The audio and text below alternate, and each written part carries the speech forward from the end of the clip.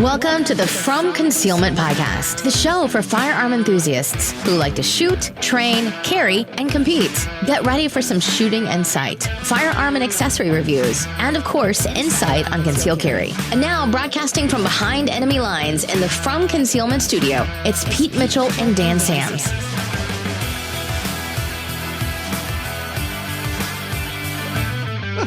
Oh, hey, that's all right. Hey, so the Facebook Live listeners, viewers got to get a little bit of a special pre-show. They did. Now we're officially recording. For everybody else, this is Pete Mitchell. He's Dan Sams. This is From Concealment Podcast. Here we go. Yeah, buddy. It's rock and roll. But anyway, so I got to finish the story. So I'm at church, first time in 3 months. And at first, because I told my pastor, right? My pastor knows me, because I'm me, right? Yeah.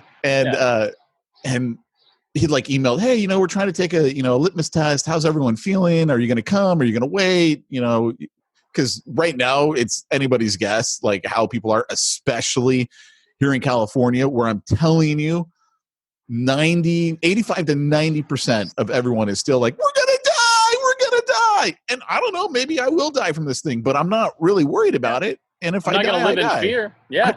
What am I going to do?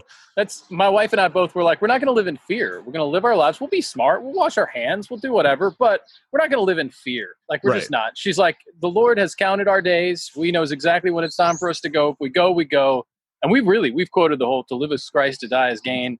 We're going to enjoy our life in him. And if we die, we're going to enjoy presence with him, but we're not going to let some freaking tyrants tell us how to live. Yeah. So anyway, so he sends out that email and I'm like, look, because he was saying in the email, you got to wear a mask, social distance, blah, blah, blah. I'm like, I'm not wearing a freaking mask, right? This is what I'm choosing to die on. And then of course, when I'm not on the email with him, I'm thinking to myself, all right, God did command us to gather and to go to church. Am I really going to not obey God because this guy over here is telling me I got to wear a mask? Do I really care that much? Yeah. But still, I'm still upset about the whole mask thing here in California. You should be. It sucks. It does. Yeah. So anyway, we got. So I'm like, look, if we got to do that, and there's no kids' church. I mean, my kids are freaking going off the walls. You really think they're going to sit through service? Never going to happen. And so he's like, okay, that's cool. I totally get it. And my wife has said, look, I know they here in California, part of the rule is you can't sing in church. She goes, I don't care. I'm singing. Mm-hmm. Well, they didn't play anything. They didn't do any music. So, but she would have sung. I would have. Yeah, we're singing in our church. I led singing in our house church this week. I can't hold a tune to save my life. So there's no singing from this guy right here. Joyful noise, brother. It's not joyful when it's that bad. I'm telling you, man, it is not joyful. That's all right. Mouth the words. God will understand, I think. Watermelon, watermelon, watermelon. You know what I'm saying, Lord. Watermelon, watermelon. You ever do that? No, anyway, I guess you No, people think you got a good voice. They'll think that you're singing, you're speaking in tongues, and then somebody's got to have it. Hey, by the way, check out the shirt. Yes, that looks great, man. Oh, and only a few people know it. Only a few people know what that is. Here in California, it's not like I'm in Ohio. Awesome. So anyway, so then this last week, our pastor sends out an email and he's like, hey, we can only have 65 people in the church because of the spacing rules and all that. So, we've only got a few spots left. Tell us if you're planning on coming. So I email him back. I'm like, my wife said we have to go. And he said it was the funniest email he'd gotten all week. That's awesome. That is awesome. Because the week before, I'm like, no, I'm not doing it. And he's like, look, as long as you can wear the mask walking in the door, we're not policing you once you get it. I'm like, all right, I can do that. I do that at the grocery store. I'll do that. You know what? I'll go ahead. No, I was just going to say, and it's still funny to me because I'm totally the guy that would totally wear a mask in normal times. If I could wear a mask and it was socially acceptable, I don't want people to know it's me. Prove that it was me. What are you talking about? Did you see my face? But I won't do it when they tell me I have to do it. I'm that guy. Yep. Well, I'm not wearing masks at all unless one of my many jobs involves some medical care, or at least presence in a medical facility. when I'm in that part of the facility, I wear a mask just because, right. But nowhere else do I wear, man. In fact, I will intentionally not wear. Well, see, I actually even get it if I get it when you're trying to be cool for other people, but I'm a believer in choice. I'm not a believer in this. We've just unilaterally, without any scientific evidence, we're going to make you wear a mask. Yeah. And I'm not down with that. I'm not down with it either, man. With you 100%, man. So, But church went well? Church went well. So one of my buddies who, I haven't seen in 3 months, we're there and we're talking, and he goes, man, I've been listening to your podcast episodes. All I'm saying is I really want to just go have a beer with Dan sometime and just sit there and let him tell me stuff. And he goes, and I promise to keep what airline he works for confidential, because I don't want anything. He works for an airline. He can't be friends with me. He'll get shot. Oh no, that's good. Go ahead. Oh, dude, he's from Arizona. Like, he's fine then. He's totally cool. Like, that's the reason why he and I are like buds. So like, it was so funny because his best friend is like on staff with the church, like volunteer staff, and he's like, hey, what if this guy and Pete end up hugging? Because they were like doing the pregame show, and like 3 people came up because they all know I'm not a hugger and he's not a hugger, but anyway, it's funny. But he and I are like, hey, you like guns? I like guns. You carry? I carry. That's cool, awesome. Man. We're friends. Did we just become best friends? Exactly, right?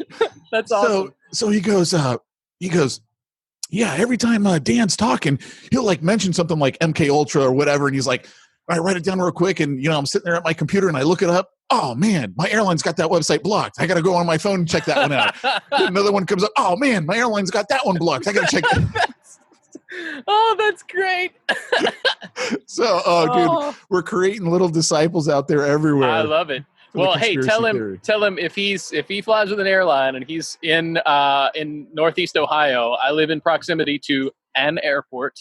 I would be happy to pick him up and we could have a beer and talk some stories. That's dude, he awesome. gets to fly free everywhere. Yeah, man. Tell him to come on out. Shoot. I mean, if he loves the Lord and is a friend of Pete, man, he could stay at my house. We'd hang out. It'd be cool. He'd probably love it. Yeah, man. Like, I mean, if you want to get on a watch list, this is a good way to do it. But no. So, hey, speaking of Freedom Nation listeners, and of course, I try not to, just like you, we try to keep names down in case we're ever subpoenaed in court. But I had a Freedom Nation guy come out and shoot with a Sunday, shot his AR for the very first time. So just a was shout it a out. new AR or had he not had an AR before? I think both. Okay, the case cool. in this. So going to give a shout out to KH. He came out, and let me just tell you, this happens to me often and embarrasses me. Comes out, we're sighting in. He's got a little red dot on the thing, and we're sighting it in. And he's pulling it up, and he is consistently grouping these things at 25 yards, but he's grouping them real nice and tight. And so, but with a stand or holding it? No, he's just holding it. Okay, that's pretty good. Yeah. Oh, yeah. And let me just tell you, like, every little bit of instruction where I'm like, hey, try to lean forward a little bit wider. Like, he's taking instruction well. He's doing good. So we're trying to figure out, because I'd never used this particular type of red dot, how to do the clicks on it. And he's like, yeah, this thing's not clicking, whatever. So we're trying to slide it in, and I'm like, dang it, like his grouping is getting tighter, but we're not getting where we want to go. So like, what the heck is happening? Like, and I'm kid you not, he goes from about here to like, I'm not kidding. He's like this second round. And I'm like, man, we're not getting where it needs to go, but man, his grouping is amazing. So I finally figured out that like, we just hadn't taken the caps all the way off, and so we weren't clicking at all. So that makes me feel silly, but I hadn't used this particular red dot before. Who was the maker of that red dot? It was a Bushnell. Okay. Nothing fancy. It's that little, but it was doing the job. Let me just tell you though, he gets that thing cranked in. We finally get it on, and I'm like, hey, just always good to have somebody else shoot it and see how we do. I pull the thing up, and as soon as I aim it, I'm like, crap. He's a way better shot than me. I can tell from looking through this sight right now that I am not going to be grouped as well as he has been grouping. And this is his first time shooting an AR. Well, but see, here's the thing that you gotta give yourself credit here. First time shooters always have great groupings because they don't know to anticipate recoil yet. Like that's a learned response. Well, Yeah, but let me just. I mean, he'd shot other guns before, and he's like, "What's it gonna be like?" or whatever, and I'm like, "Well, it's an AR, so it's not gonna feel like other things. The recoil is gonna be relatively minimal. It's gonna be there." And he's like, "Oh yeah, I felt that." But man, anyway, was really great. He did a wonderful job. So shout out to you, KH.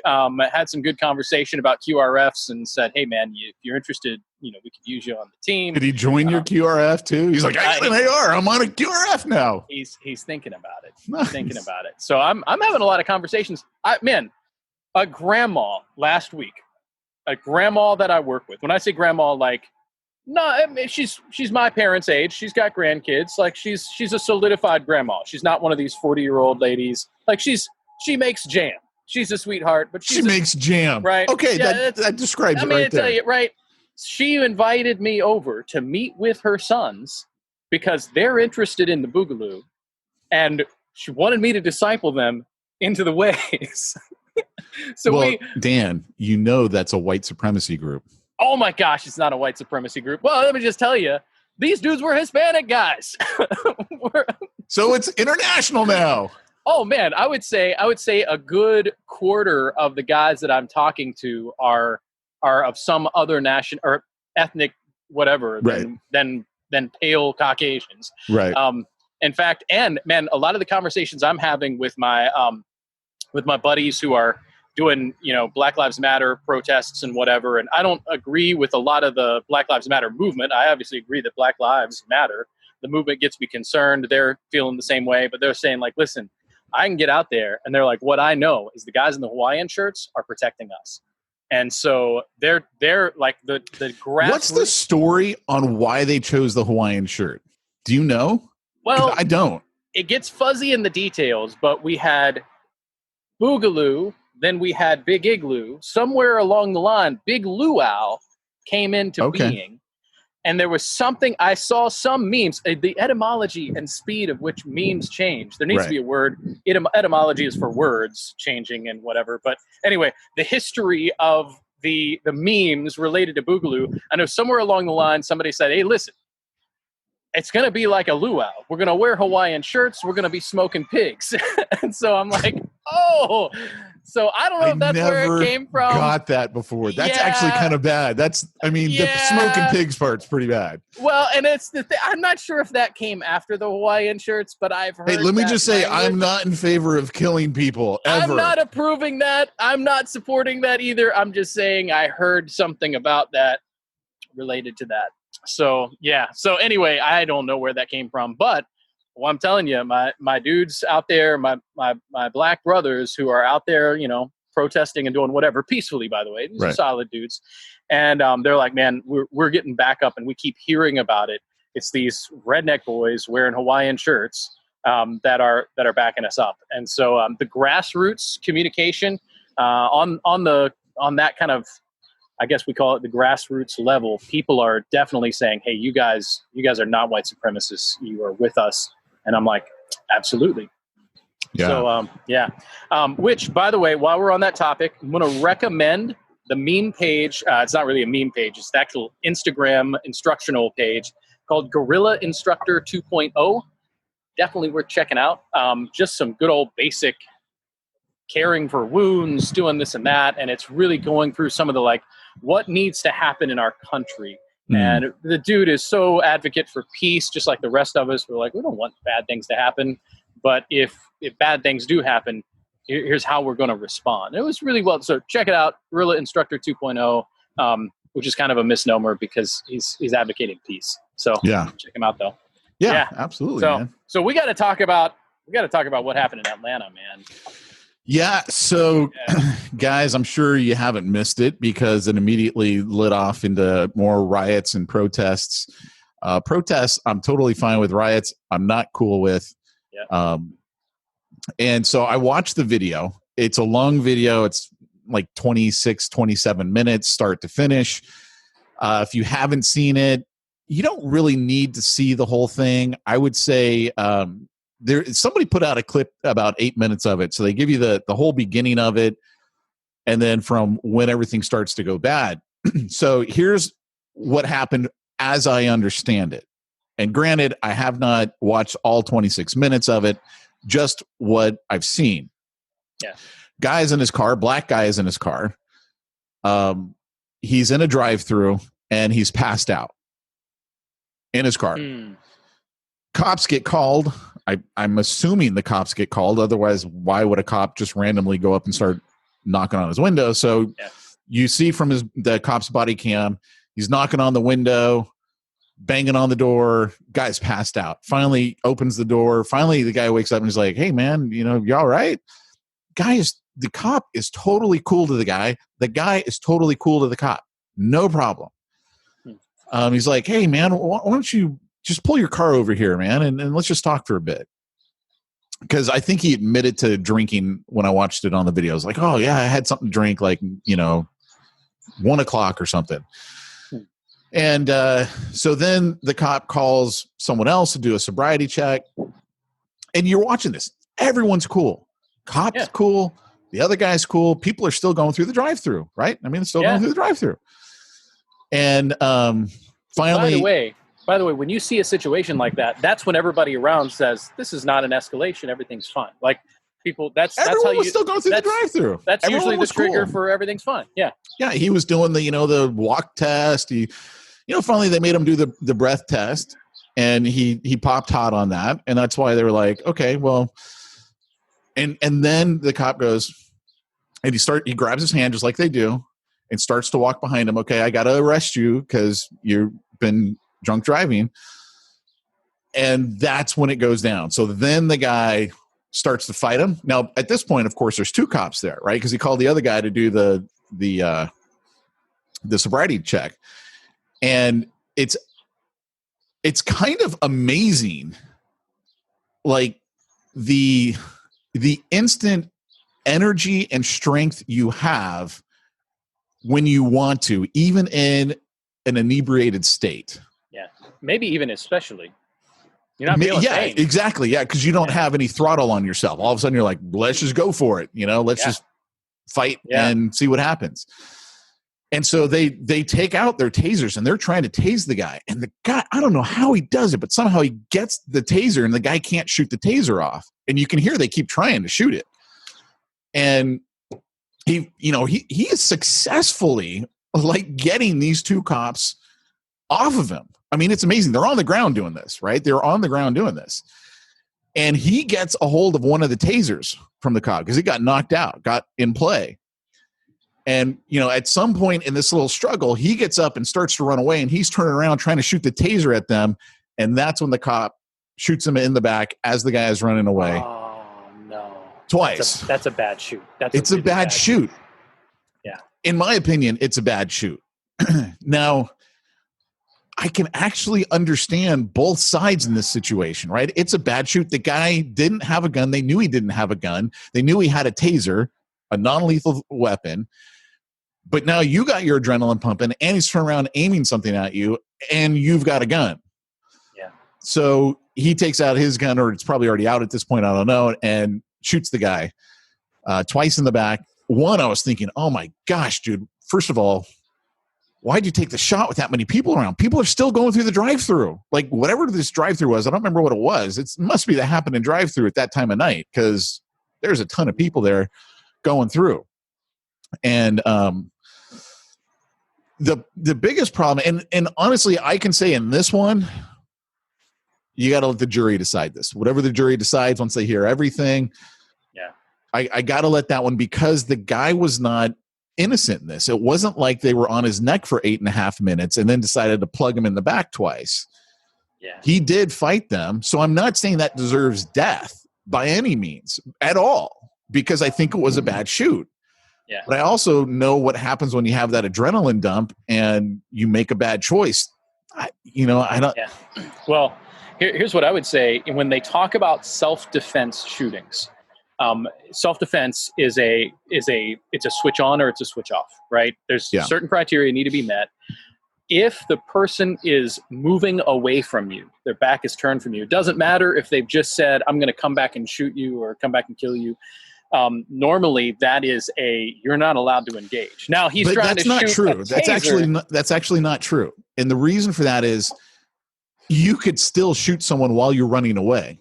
So this is where I was going to get. This is like he has the taser. It's another thing if he is turning to shoot. The game changes there. But we also are acknowledging, like, if he's moving away, it changes it up a little bit. He has a non-lethal, or is a taser lethal? Because it can be. And I don't know. I've never used these tasers. Is it multi-shot? Is it one shot? Did it already get popped off? And guy can't do anything if he pulls a trigger now? I don't know. I don't know enough about that taser. Well, because this puts us in a really interesting, like, if we took the cop situation out of it, and we were looking at this as a civilian, if a civilian was there in this situation and he used his firearm, is it a legal use for self-defense in this? And I would say, oh no, they would nail the citizen, right? Yeah, I would say the citizen would get nailed. You could make the argument. Now, this then brings up another thing. So tasers get used as a non-lethal thing, but if the cop ends up, or if there ends up being an argument, tased, like, well, and they take his gun. Right. So then I'm wondering, like, there's that possibility, but I'm also wondering, we know that tasers have led to death before in certain situations. Is the cop going to say, well, a taser can be legal? Are they going to use that as a defense for why they use lethal force?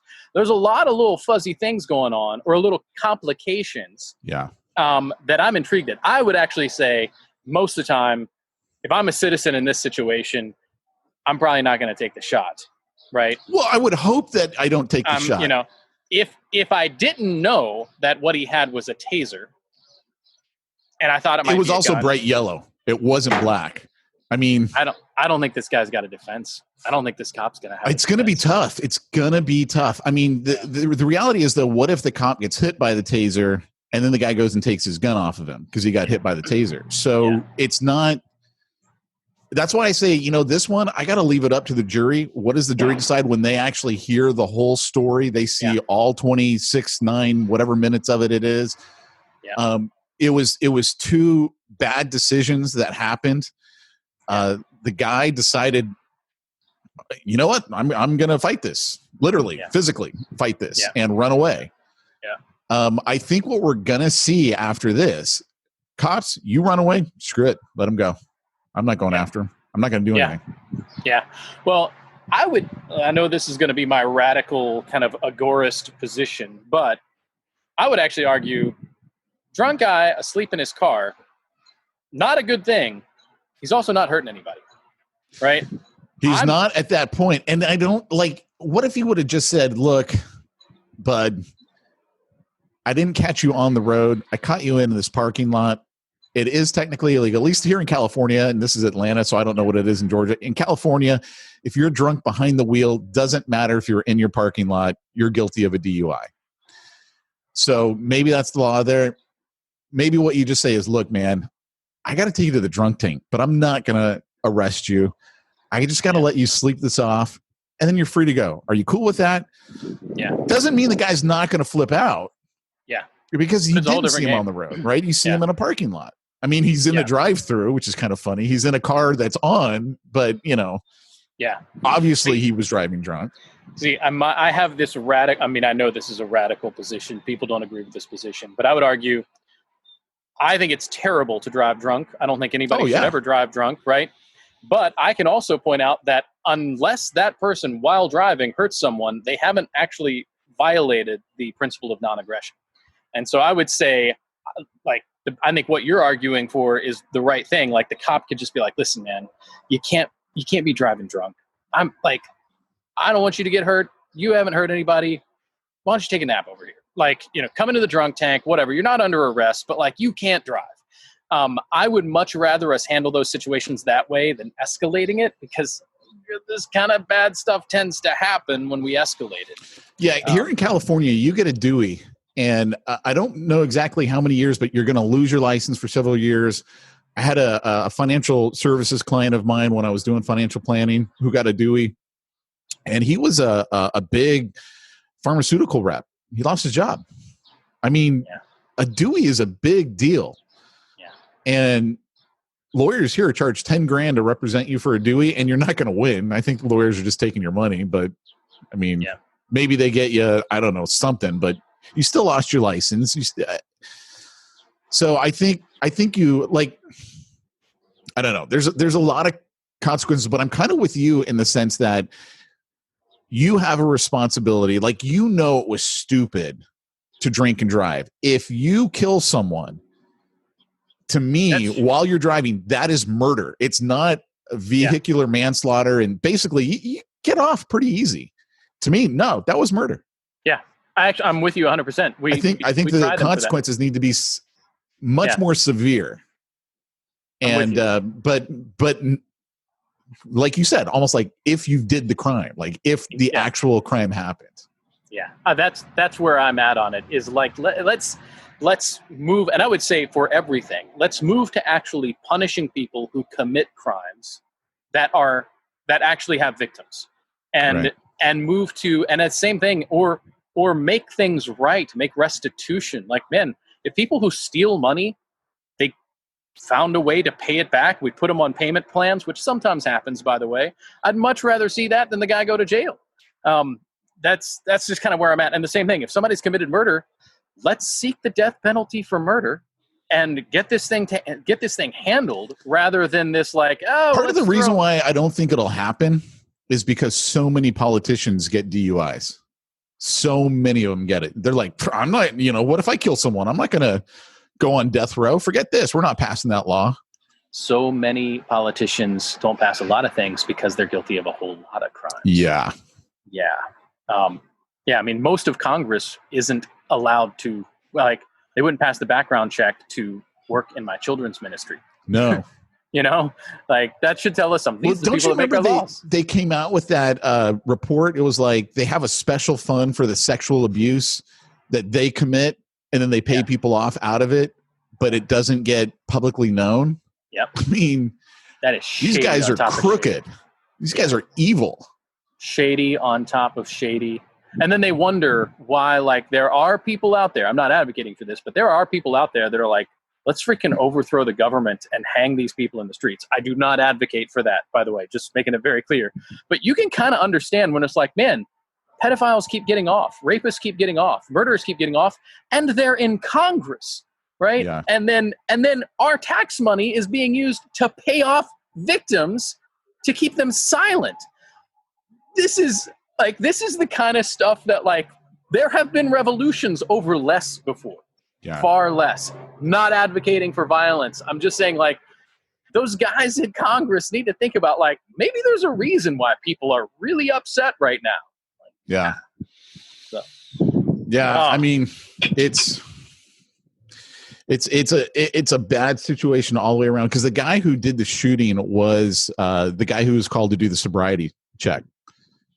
So, I mean, oh man, imagine that you just got called to go do your job, and then, oh crap, dude, I might go spend the rest of my life in jail. That and sucks. By the way, the new riot that just happened because of me. Yeah.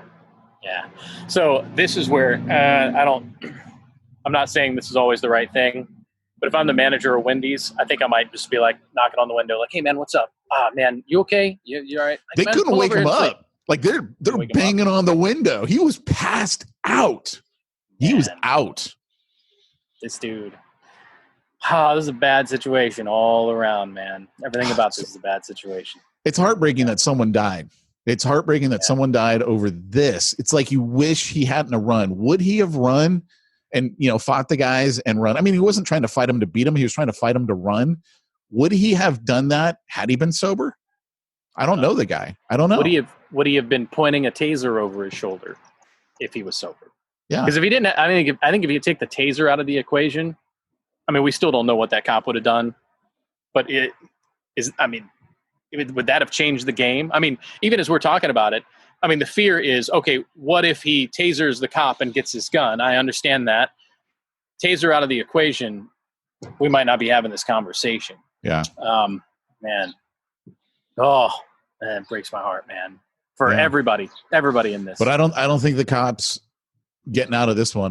But again, to me, this is one I go, all right, this one I got to leave up to the jury, because I can't look at this one. It's not as clear cut as George Floyd was to me. Yeah. And again, I don't know the whole story on George Floyd, but dude, you're on his neck for 8.5 minutes.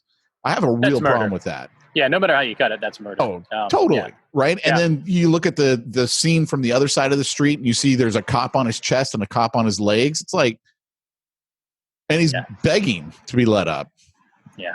Yeah. That stuff, that my heart is still heavy over that one. Yeah. So, yeah. And this one, man,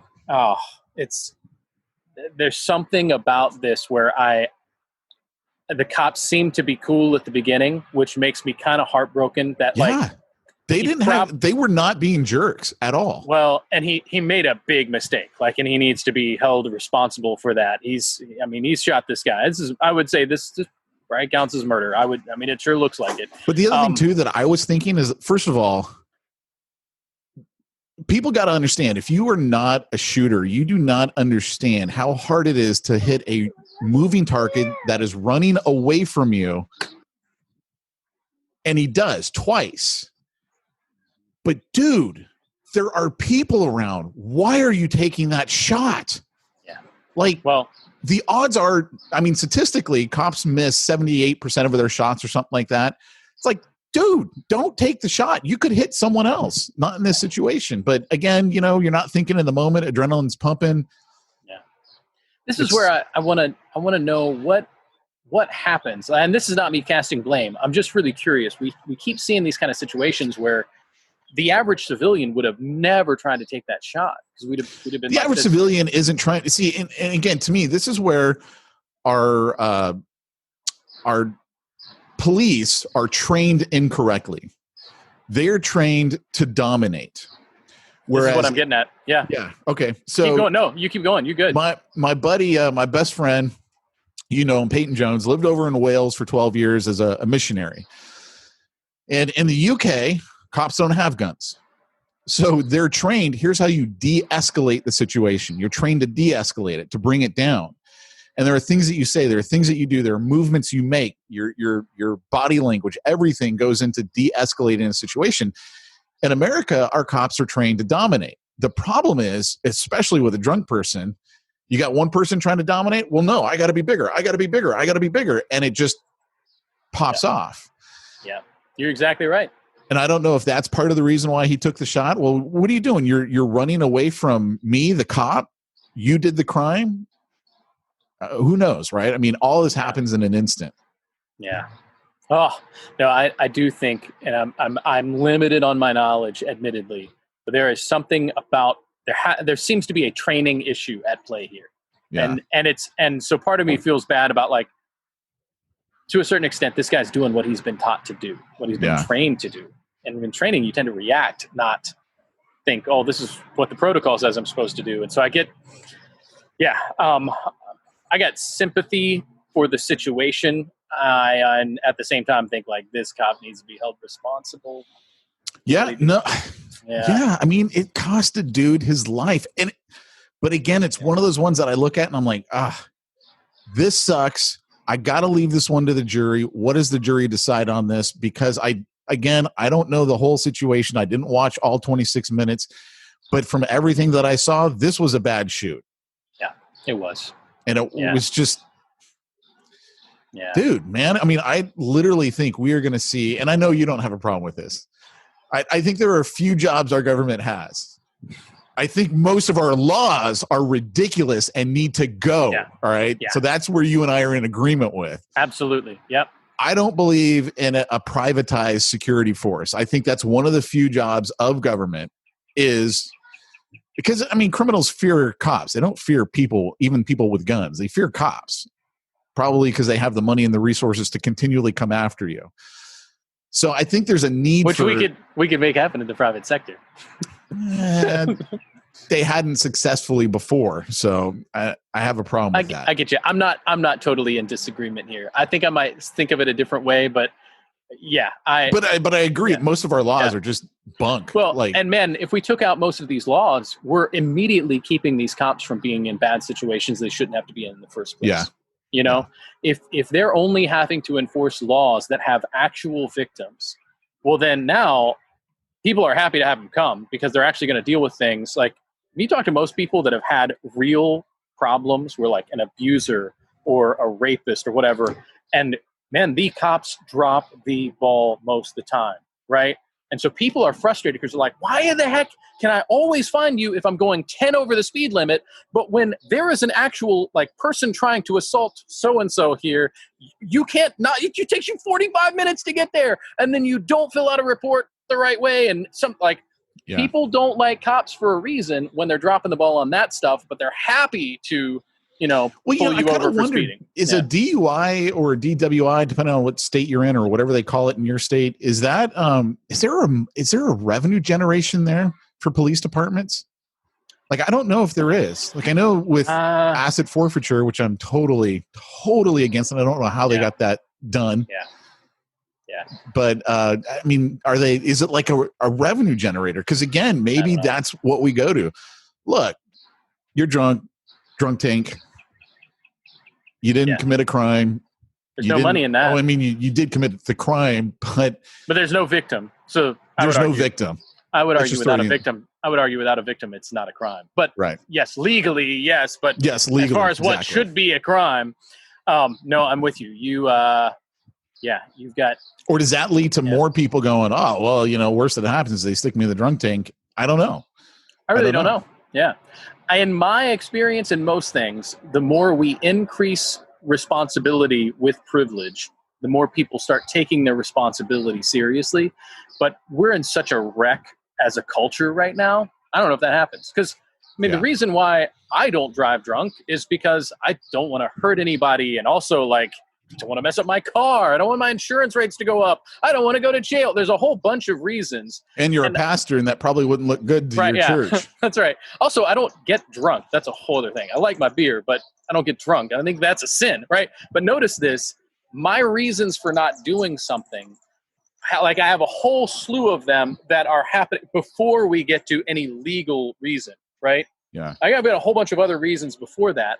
And all of it comes up. Father's Day's coming up. Man, I'm writing a card to my father today. And I'm like, you taught me how to love the Lord, love other people, raise my family well. So much of the responsibilities I have in my life are because my dad taught me to care about other people. We got a big fatherlessness issue in this culture right now. And so my dad taught me consequences. You don't understand consequences, man, you're sure as heck going to not think through why you shouldn't drive after having a fifth of whiskey. And that's a whole other thing. But now we talk about, I think we should have less laws, but I do have in the back of my mind, I'm not sure that that's going to fix it. It's just going to maybe make it better for those people that aren't breaking, actually. Yeah. And that's the thing. I don't know. Because we've already wrecked our culture. But here's the thing. Oh, man, this is we should save this for another time. But here's an interesting thing. The way we have enforced drug laws have actually increased rates of fatherlessness, right? That's been a big issue to me, right? When you are in an urban environment and you get caught with too much weed, so you get arrested, now you've got a felony. So now you get out, you sell weed because you can't get a job easy with that felony. Well, then pretty soon you're locked up for 15, 20, 30 years. And that kid that you had while you were selling weed because money was looking good now you've got maybe 2 or 3 kids, you're in prison now, and there is no father to raise that child. Now, what's that kid going to do? His life is not going to go as well. All the stats on what happens in a fatherlessness home, like quadruple the rates of abuse, incarceration doubles, you take the father out of the picture, things go really, really bad. Now, similar things happen with mothers, but the father seems to have a unique thing. And we have designed our laws to take fathers out of homes, especially in urban communities. And that pisses me off. Anyway, that's end of rant. That's probably worth a whole other conversation. But I think we should have a conversation on prosecutorial immunity, mandatory minimums. There's a whole slew of things that are broken. Absolutely broken. And here's the thing. It was done to the cheers of the crowd. Oh, they're being tough on crime. They're protecting our prosecutors. So that way those darn criminals can't just turn around and sue them for, missing to give one piece of paper. I mean, that's how it's interpreted. And what it's led to is there are so many innocent people in jail today who took plea deals because there is no way they can win. You're talking about the state that has unlimited resources. You that has very limited, they can wait you out. My buddy who just spent 2 years in Camp Fed. I mean, I read everything. I knew the company he worked for. I knew they were lying to the court. I could see it. They can say whatever they want, and they did, and no one cares. And then you got mandatory minimums and all this other crap, and it's like, look, I'm either looking at 20 years if I go to trial or 2 years if I just take a deal. What are you going to do? You're going to take that deal every time. Yeah. And we have a lot of innocent people in jail because of that. You're exactly right. We know that's happening. We know it's happening often. And it happens disproportionately too by ethnicity. Yeah. I mean, I talked about, you look at that movie Just Mercy. I encourage everyone to go watch that thing on I think it's free right now on all of the major platforms. You can rent it for free. And at the end, I mean, that staggering stat, 1 out of 9 people on death row has been found innocent.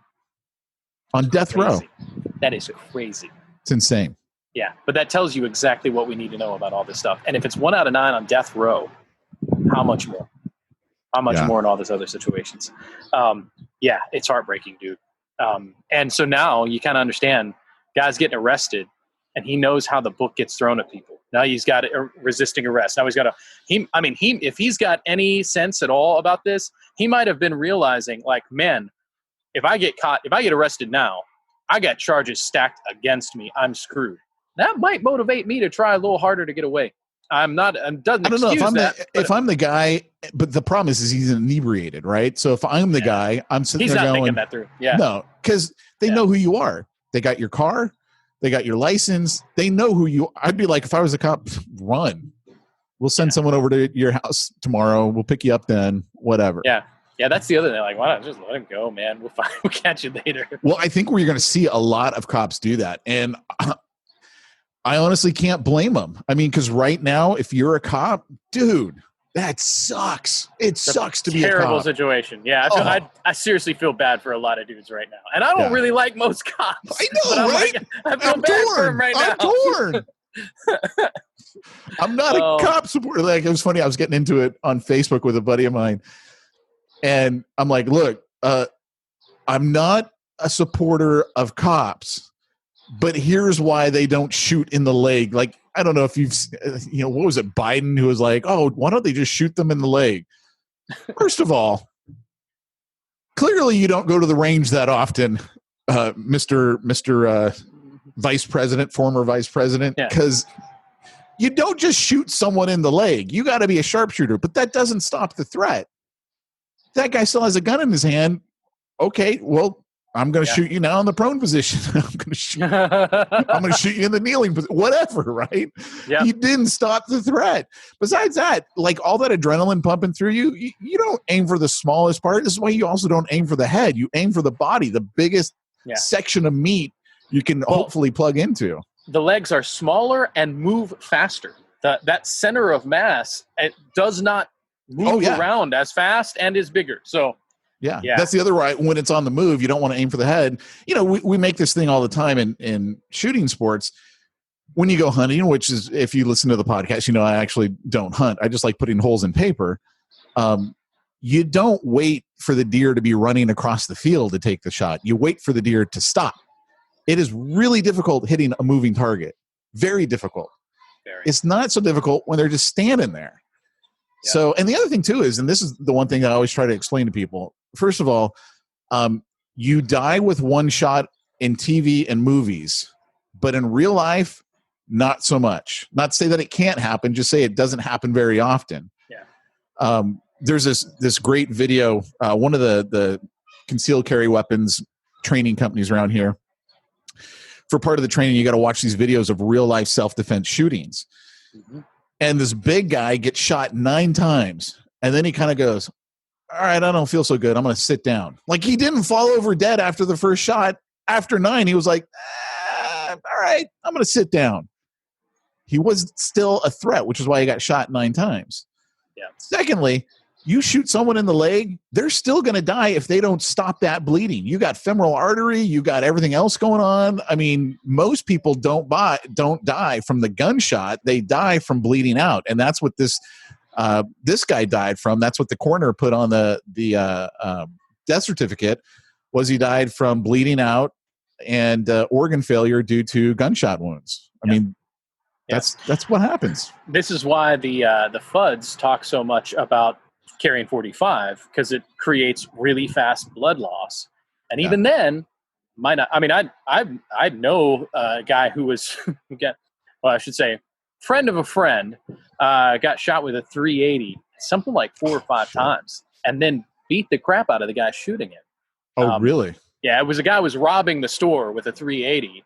And he probably didn't have hollow points in it because the guy robbing the store doesn't care. Right? I don't need self-defense rounds. I just need rounds. Doesn't get it. But, like, beat the crap out of the guy and subdues the robber, right? Cops show up and, police, whatever. And the guy who got shot, who had, essentially been the one defending himself, he had to come out and be like, I'm the one that got shot. Because they didn't know, because he just looked fine, other than of course, then he passes out not too long after that. But this is the thing. The blood loss happens later. Yep. Crazy stuff. So reason to make sure you carry home defense or self-defense rounds. And know that your threat might not stop with one shot.